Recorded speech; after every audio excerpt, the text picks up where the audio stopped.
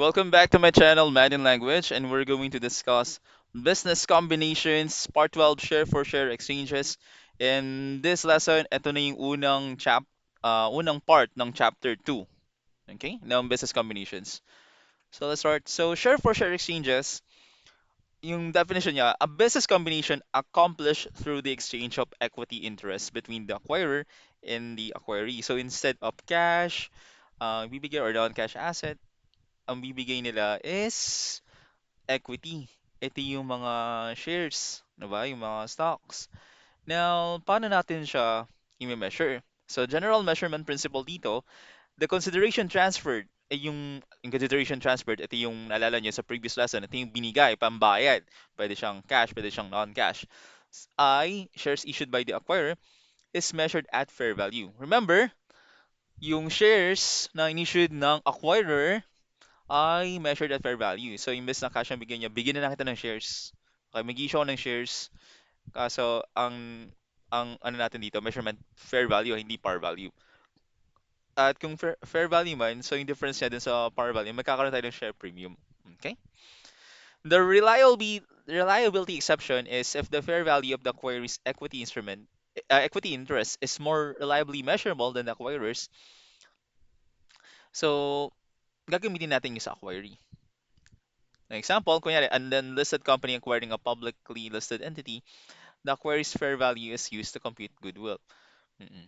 So, may mga example tayo dito. Kunyari, si ABC yung acquirer, manag-issue siya ng shares, tapos yung XYZ yung ito yung acquirer. Okay, ito yung acquiree. Kung mas reliable yung measurement ng shares ni XYZ, ito yung gagamitin natin to compute for the goodwill. Okay? So, useful formulas, number of shares issued, meron tayo dito. Fair value of shares issued, pag dinivide mo ng fair value per ABC share. So ito yung parang ano natin na ABC or company's share. Nilagay ko lang ABC kasi ito yung mostly ginagamit na ang tawag dito sa mga pangalang company. So pag ito, dinivide mo dito, lalabas yung number of shares issued. Okay? So, pwede mo naman paikot-ikutin yung formula na yun eh. Ano, di ba? Meron tayong F, okay, baguhin ko. Ito na lang C, X, Y, Z. X represents fair value of shares issued. Divide by fair value per share, ABC shares, that's Y. At yung sagot nila, number of shares issued. So X over Y is equal to Z. Kung gusto mo mahanap si Y, that will be, pabalitarin mo lang yan, that uh, X over Z is equal to Y. At gusto mo malaman yung value ni X or fair value of shares issued, then that will be X is equal to YZ. Or, ganda lang yan. Fair value of shares issued, ito, divide mo sa fair value per company's share, ang sagot ay number of shares issued. Pwede rin, yung fair value of shares issued, divide mo siya sa number of shares issued, makukuha mo yung fair value per company share. At kung gusto mo naman makuha yung fair value of shares issued, then multiply mo lang yung fair value per company share sa number of shares issued. Ganun lang siya. Algebra lang siya. Pikot-ikutin mo lang. Another one, okay, magkamukha lang to. Yung fair value of shares issued, tapos ito. Ito naman kasi, consideration transferred, malay mo, may mga halo pa siya, di ba? Kaso, similar lang talaga siya. Fair value consideration transferred, divide mo sa acquisition date, fair value per share. Same na same siya. Baka kasi sa textbook, iba yung nakalagay. Mm. Another one, par value per share. So, par value per share tayo, connected to sa share capital, ha? So, wala dito si share premium. Hindi tayo nakadepend sa combination ng share capital share premium. Kaya share capital lang. Pag par value per share, meron tayo dito increase in share capital account. Di-divide mo siya sa number of shares issued. That will be the par value per share. Mamaya sa problem solving, mapapakita ko sa inyo ito. Okay? So, pwede mo na paikot-ikutin yung formula na yan. Okay? So, for example, this is, palitan ko lang yung kulay. This is X, this is Y, this is Z. So, X over Y equals Z. Palitan ko nga ulit. And you can also do, pag gusto mo si Y, that will be X over Z is equal to Y. Or kapag ang hinahanap mo naman si X, that will be X is equal to YZ. So, sabihin yan, para makuha mo si par value per share, Z, increase in share capital account, divide mo sa number of shares issued. Pag gusto mo naman makita si Y, number of shares issued, that will be increase in share capital account, divide mo sa par value per share. At kung gusto mo makita yung increase in share capital account, that will be number of shares issued, multiply mo sa par value per share. Okay. Itong formula na to, ito gamit na natin sa mga previous videos natin, itong goodwill. Mm. So you should really know this by heart. Consideration transferred, plus mo sa non-controlling interest in the acquiree, plus mo sa held, previously held equity interest in the acquiree, total yan. Tapos, ma-minus mo siya, yan, just forgot to put the parentheses, sa fair value of net identifiable assets, and you will get the goodwill. Okay, right? So let's have problem solving. EBC Company and XYZ Incorporated combined their businesses through exchange of equity instruments, which resulted daw to ABC obtaining 100% interest. So kung 100% interest, wala na tayong non-controlling dyan. Nada to. Both entities are publicly listed. At the acquisition date, ABC shares are quoted at 100 pesos per share. O, tandaan natin to ha. Magagamit natin yan. The ABC company recognized goodwill. Oh, wrong spelling. Mhm. I'll just adjust it a bit. One moment. Mhm. Okay, na-adjust ko na. So, ABC company recognized goodwill of 300,000 on the business combination. So, alam natin na mas mataas yung consideration transferred niya kaysa dun sa fair value of identifiable assets. Bakit, sir? If going back to the formula, kung positive lumabas dito, 'di ba? Yung kunyari, ang binayaran mo dito is 5M. Kunyari, wala itong dalawa. So, 5M din to. Kung mas mataas, ang fair value of net identifiable assets lang natin ay 4.5M, then ang goodwill natin is 500,000. 'Di ba? So, nagkaroon siya ng goodwill kasi positive yun eh. Kung nagkaroon siya ng goodwill, alam natin na mas mataas yung consideration transferred kaysa din sa fair value of net identifiable assets acquired. Okay. So, additional information follows. ABC company before acquisition, yung share capital niya, 600,000. Combined entity, yung after acquisition na, 700,000 to. Share premium, 300,000, 1.2. Siyempre, total mo lang yan, add mo lang, and you have this one. We really need this one. Kasi share for share tayo eh.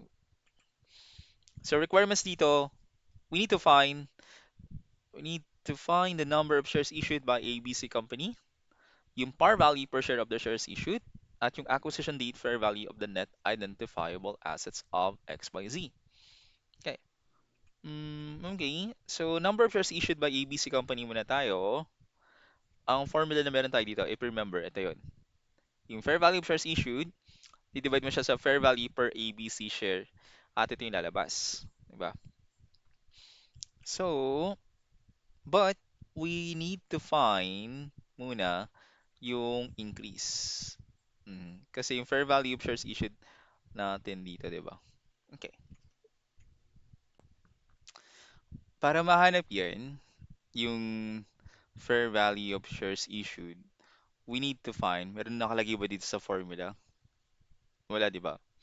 So, meron tayo dito, yung acquisition niya, before acquisition, meron siyang share capital of 600,000. Tapos naging 700,000. So, napansin mo, nagbago, di ba? At yung share premium, nagbago din. Hmm. Yun yung aalamin natin. Kung gaano kalaki yung tinaas. Kasi, kung gaano kalaki yung tinaas, kunyari ganito yun eh. Meron kang 40 apples. 40 na apples. Tapos, after acquisition, naging 50 na yung apples mo. So, magkano yung fair value of shares issued? Or magkano yung consideration na nakuha mo? So, nakakakuha ka ng 10. Ganun yung gagawin natin. Aalamin natin kung magkano yung in-increase ng share capital pati share premium in total. Mm. So, share capital, so 600K, combined entity 700K, tumaas siya ng 100K. Share premium, 300K, that's 1,200K, that's, tawag dito, 900. Okay, nalito pa ako dun na. At add mo yan, 900, ito 1 point. 9K. Difference nila is 1,000. Or kahit dito nga lang din eh. So, after the business combination, nakakuha si EBC company ng 1,000 shares, di ba? So, yung magiging, ano natin, fair value shares issued. So, 1 million. 1,000K or 1 million K. Or one, sorry, 1,000K or 1 million, pares lang yun. I-divide mo siya sa fair value per ABC's share. Niligay ba dito yun? Ito, 100. So, masasagutan natin to. 1 million divide mo ng 100, that will be 10,000. Ah, di kita. Yeah, 10,000 to. Number of shares na issued natin ay 10,000. Next tayo. Par value per share natin dito ay ito, inahanap. Par value per share of the shares issued. Inahanap naman si par value. Remember, ang par value connected yan kay share capital ha. Hmm. So ito yung ang tawag dito, increase in share capital account. Hmm. So from 600,000 naging 700,000 siya. Increase mo ay 100, 'di ba? So ito ay ang tawag dito, 100,000 yung in-increase niya. Di-divide mo sa number of shares issued, which is kakakulang natin is 10,000. At par value per share natin, divide mo lang to, that will be 10 pesos. Ah, okay na. So sa number of shares issued natin, pwede natin lagay ito. Okay. Ang dito ay 10,000. Ito naman 10 pesos. Yung acquisition date fair value of the net identifiable assets of XYZ, where are we going to find that one? Mhm. Okay. So, let's have this one. Ito yun, oh. Ito na pala, lagay yung na letter C. Para natin, ito yung hinahanap. Yung consideration transferred natin, alam natin na 1 million. Which is, ito yun, oh. Yung fair value of shares issued. Ito kasi yung parang, kasi ang consideration naman, hindi lang naman siya pwedeng cash lang or non-cash asset. Pwede naman shares din. Kasi nga 'di ba, kaya nga ang topic natin is share for share issued. Mm. So 1 million tayo dito. Non-controlling interest kinuha niya 100% eh, so wala to. Ito rin wala to. Next ano pa to? Next lesson pa to. Total natin 1 million pesos. Fair value of not identifiable assets. Hindi natin alam. So X muna. Goodwill, binigay ba yung goodwill? Ito, binigay. 300,000. Okay. Alam natin sa formula, itong total, minus mo dito para makuha mo to. Or sa algebra, 1 million minus mo ng ano or ng x is equal to 300,000. So this one will be, kita naman natin, that will be 700,000. So yung fair value of not identifiable assets acquired is 700,000. Okay? So next one tayo. Right? ABC Company issued shares in exchange for 100% interest in XYZ. So wala tayong magiging non-controlling interest dyan. Good. Simplified yung problem. Relevant information follows. ABC Company, may carrying amount siya na ganito. XYZ Incorporated fair value. Identifiable assets natin kay ABC, 2.4. 1.6 naman kay XYZ. Goodwill, wala. Total assets, 2.4. 1.6. Liability 700,000, 900,000. Share capital 600,000, 300,000. Share premium 300 and 250. Retained earnings is 800 and 150. Total liabilities and equity, yan. Plus mo lang to. Ito. 2.4 to 1.6. Pag pinakombine yung entity nila, that will be 4 million. Ito, hindi natin alam. 1.6 yung liabilities, 700, 1.2. Ang dami nating hahanapin dito. Yung goodwill, total assets, retained earnings, total liabilities, and equity. Additional information pa. We need this one. ABC's share capital consists of 60,000 ordinary shares with par value of 10 pesos per share. The XYZ share capital consists of 3,000 ordinary shares with par value of 100 pesos per share. Okay, always remember, kailangan nyo hanapin kung sino si acquirer pati si acquiree. Dahil ito si ABC nag-issue, siya yung acquirer dito. Okay, in exchange for 100% interest in XYZ. So, kinukuha niya si XYZ, di ba? Si XYZ, ito yung acquiree. Okay. Now, requirements, we need to compute for the following. Number of shares issued by ABC company, fair value per share of the shares issued, goodwill recognized on acquisition date, at yung retained earnings of the combined entity immediately after the business combination. So let's start with letter A, number of shares issued by ABC company. Number of shares issued by ABC. So we need the fair value of shares issued. Di-divide natin siya sa fair value per ABC share. But the problem is, we don't know yung fair value of shares issued. Di ba? At ito din. Maybe we need to check another formula. Increase in share capital, divide by number of shares issued, per value per share. Increase in share capital account, pwede ba natin makita yan? Yes, from 600 naging 700. Huwag mong pansinin to. Kasi from ABC to the combined entity tayo. So, naging ko siya ng 100,000. Diba? Pwede to. Di-divide mo siya sa number of shares issued. Wala pa. Diba? Hmm. Kaso yung par value per share, alam natin. Alam ko may nabasa akong par value of share dyan. Ito. 10 pesos. Nasa additional information siya. Diba? Okay. Now, we're going to go with the yellow one. This one. Ito yung gagamitin nating formula.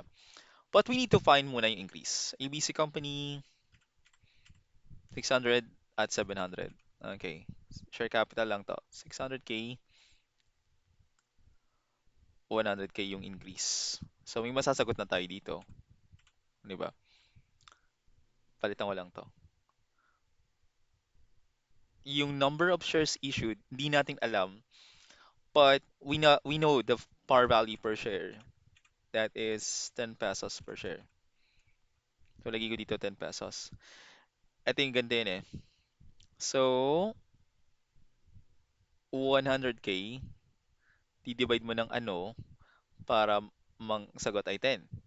So, basic algebra lang to. Ito, baba mo dito. Ito, tataas mo. So, that 100K over mo ng 10 is equal to X. So, that will be 10,000. Okay? This one is 10K.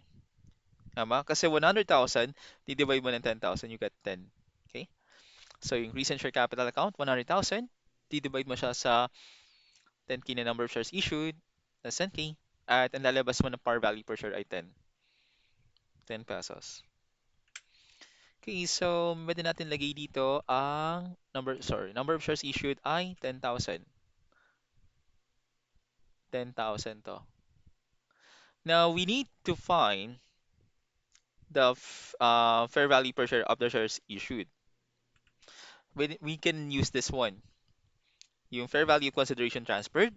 Kasi, ang tawag dito, alam natin na nakalagay dito yan, oh. Mm. Wait, hindi pa pala siya nakalagay. Kaso, mahanap ba natin yan? Pwede natin siya mahanap. Mm. Tapos, acquisition date, ito yung hahanapin natin. Ito. Yung number of shares issued, binigay sa atin to, 10,000. At ito kasi mahanap naman natin itong fair value of consideration transferred. Ginawa natin to kanina. Ito, papakita ko ulit.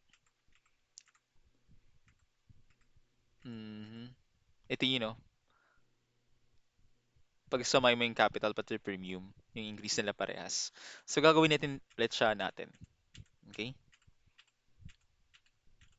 Alright, ABC company, kailangan ko ng kodigo. Alright, share capital 600.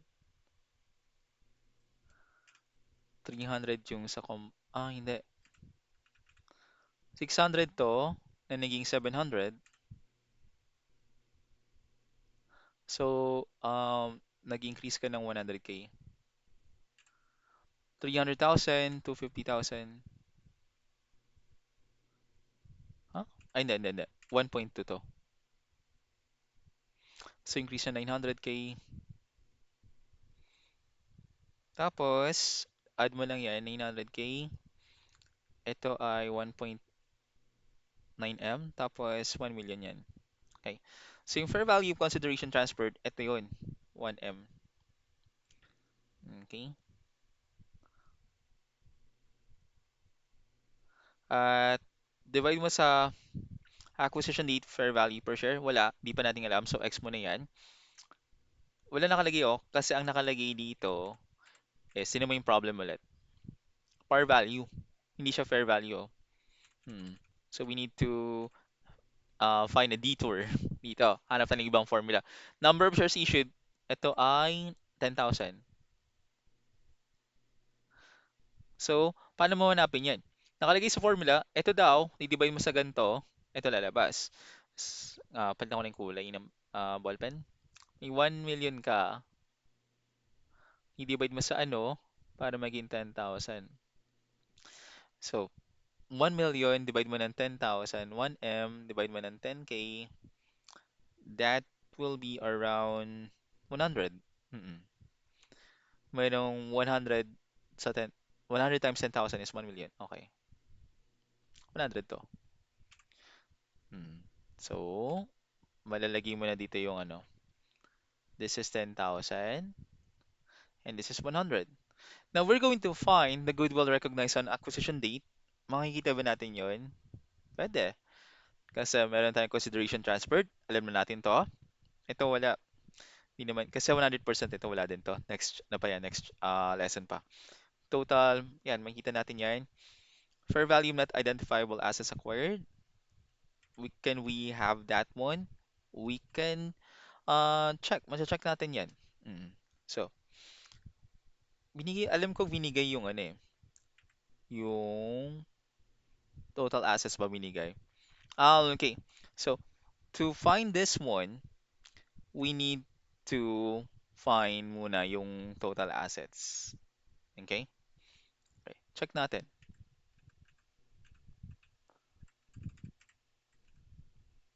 Ito yun oh. Yung fair value of net identifiable assets acquired. Tandaan nyo, si ABC Company yung ano, tawag dito, acquirer. Tapos, ito yung ina-acquire, di ba? Si XYZ, ito yung ina-acquire. Fair value of net identifiable assets, yung total assets, minus mo siya sa liabilities. Dahil wala namang goodwill dito. So that will be, hindi, excluding goodwill, so wala tayong pake dyan. So 1.6 minus 900K, that will be, ayun, 700K to. So this one, consideration transferred is 1 million. Dahil 0, 0 yan, 1 million din to. Minus mo siya sa net, fair value of net identifiable assets acquired, that will be 700,000 and 300K to. So 300K yan. Okay, tinan nyo to. So goodwill, okay, alam na natin ang goodwill natin ay 300K. Tapos, ayan, 10,100. Lagay ko lang ulit dito. Yung retained earnings of the combined entity. Ayan. So, lagay mo sa table lahat. Goodwill, 300K.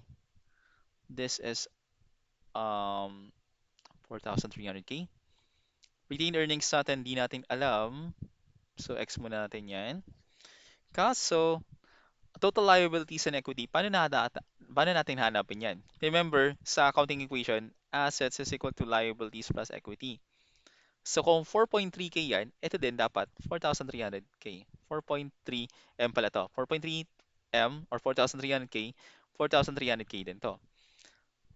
So paano natin gagawin yan? Ito daw, itong lahat, pag inad mo, ito lalabas. So 1.6 M or 1,600K plus 700K plus mo ng 1,200K plus ka ng retained earnings, lalabas ay 4,300. Okay. Ano natin hanapin to? Gamit ka ng CalQ para mas madali. Kunin ko lang yung CalQ. Okay, so meron tayo ditong, ito sa baba. 1,600 plus 700 plus 1, 2, 3, 5. Yan. 3, 5. Anong i-add mo sa 3, 5 para maging 4,300? Plus 800. So, retained earnings natin dito will be 800. Tingnan mo. 1.6 1,600K plus 700 plus 1,200K plus 800K, 4,300K yan. Pakita ko ulit. 1,600, 700 plus 1,2 plus 800, 4,300K. Diba? So, retained earnings natin ay 800,000. Okay. And in a business combination, the value is not just in the numbers we calculate, but in the synergy we create, where the sum of the parts becomes greater than the whole. Wow, big word. And that's the end of the lesson on sa share for share exchange. And this is the first lesson in chapter 2 ng business combination, but part 12 ng buong business combination. Okay? If you have questions or you need clarifications, please comment down. Again, this is James, your Math and Language instructor. Please like and subscribe. And laking tulong po sa akin yun. Yung like yun, subscribe. Share nyo na rin, please. And I'll see you again on my next video. More complicated lessons pa. Ito, ng Business Combination Chapter 2. Salamat po. Bye!